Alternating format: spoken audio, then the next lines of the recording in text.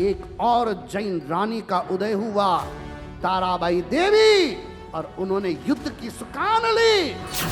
सत्य, अहिंसा आणि संयमासाठी ओळखला जातो अशा धर्मातील आचार्यांनी व्यक्त होताना इतिहासाचा अभ्यास केला पाहिजे। त्यांनी कदाचित ताराबेन ऐकलं, पण त्या तारा राणी आहेत महाराणी। शिंदेजी त्या महाराणी तारा राणी आहेत, लक्षात घ्या। राज्यात हा असा नवा वाद पेटलाय आणि त्याला कारण ठरलं ते मुंबईतल्या एका कार्यक्रमात आचार्य नयन पद्मसागर यांनी केलेलं वादग्रस्त वक्तव्य। एक और जैन रानी का उदय हुआ, ताराबाई देवी। औरंगजेबाचा नाश करण्यासाठी जैन महाराणी म्हणून तारा राणींचा जन्म झाला, या वक्तव्यानं राज्यभरात संताप व्यक्त होतोय। वहां पर हमारे लोगों को पकड़ पकड़ करके खौलते हुए तेल में तला गया, और ऐसे समय के अंदर एक और जैन रानी का उदय हुआ, ताराबाई देवी, और उन्होंने युद्ध की सुकान ली और औरंगजेब को परास्त करके धूल चटाने का काम एक जैन रानी ने किया। ये इतिहास जैन महिलाओं का इतिहास है। ये कायरो का इतिहास भारत का कभी नहीं होता, ये वीरों का इतिहास होता है। इतिहासकार इंद्रजीत सावंत यांनी तारा राणी या सरसेनापती हंबीरराव मोहितेंच्या कन्या असल्याचं सांगितलं।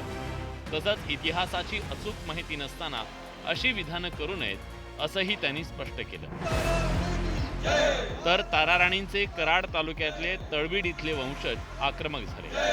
आचार्य नयन पद्मसागर यांच्या वक्तव्याचा निषेध करत त्यांनी कारवाईची मागणी केली।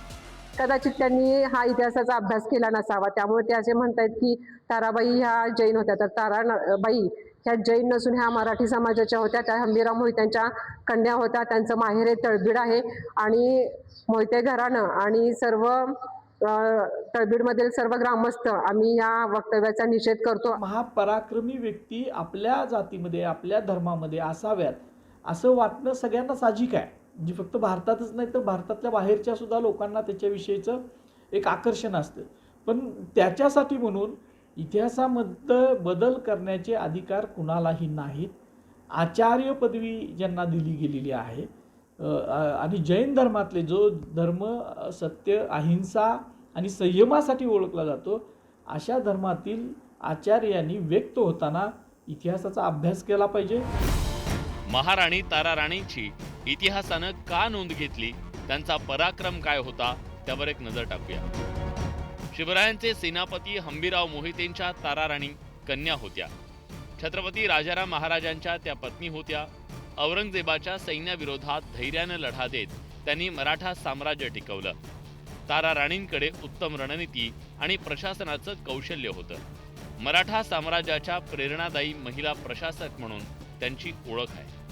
अशा तारा राणींचं जबरदस्ती धर्मांतर करण्याचा अधिकार तुम्हाला कोणी दिला, असा संतप्त सवाल संजय राऊतांनी उपस्थित केला। या सर्व प्रकारामागे काही षडयंत्र असल्याची शंका राऊतांनी उपस्थित केली। सगळ्यात आधी निषेध हा एकनाथ शिंदे यांचा व्हायला पाहिजे।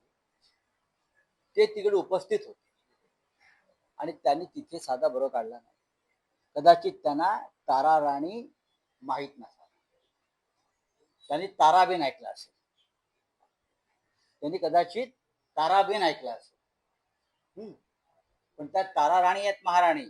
शिंदेजी त्या महाराणी तारा राणी आहेत, लक्षात घ्या। संजय राऊत मोहितेंचे वंशज इंद्रजीत सावंत यांनी आक्रमक पवित्रा घेतला, तर या वादावर भाजपच्या नेत्यांनी संयमित भूमिका घेतली।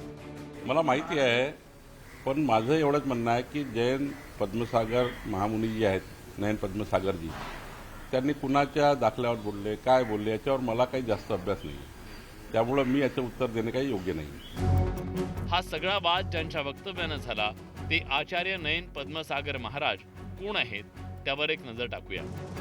जैन धर्माच्या श्वेतांबर पंथातील सन्माननीय आचार्य आहेत। जैन समाजाला आध्यात्मिक मार्गदर्शन करण्याचं प्रमुख काम ते करतात। भव्य जैन संग्रहालय उभारण्यात त्यांची महत्त्वाची भूमिका राहिली आहे। तसंच तरुणांना जैन धर्माशी जोडण्याचं महत्त्वाचं काम ते सातत्यानं करतायत। मात्र इतिहास, श्रद्धा आणि ओळख यात त्यांनी गल्लत केली, त्यामुळे मराठी माणसांच्या भावना दुखावल्यात। आता हा वाद कसा मिटतो त्याकडे सगळ्यांचं लक्ष लागलंय. संतोष गोरे, न्यूज 18 मराठी, मुंबई.